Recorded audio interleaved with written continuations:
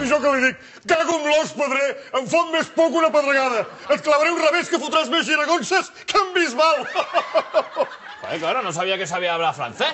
Bien, chicos, ¿están listos? Hoy es de vital importancia puntuar. Es por eso que me he decantado por un 4-3-2-1 como sistema de juego. Infalible. ¿Con un solo delantero? ¿Pero qué dices, Poche, tío? Si somos 7 jugadores para un solo puesto. Mira, yo, el Coro. El burro adelante. Tienes razón, perdona.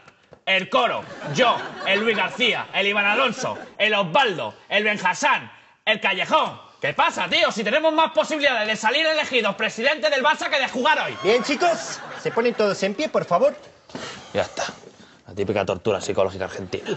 Piensen en el bien del equipo.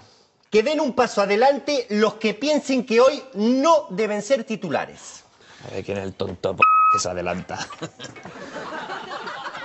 Perfecto. 2 voluntarios. No hay nada más respetable que la sinceridad. ¿Pero esto qué es? ¿Pero no hace falta que digas nada, esto te honra. Venga, chicos, vamos allá. A ver si salimos conectados y resolvemos el partido en los 10 primeros minutos. ¡Vamos! ¡Otro día sin jugar! Tú, a ver, el de sonido. Prepara los pitos, que voy a explotar. ¡Me cago en su madre, la madre que la ¡me cago en la madre de su madre!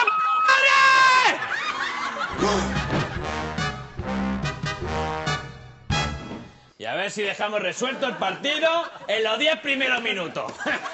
Claro, y bien resuelto. Pim, pam. 2 goles de los Osasuna y pa' casa.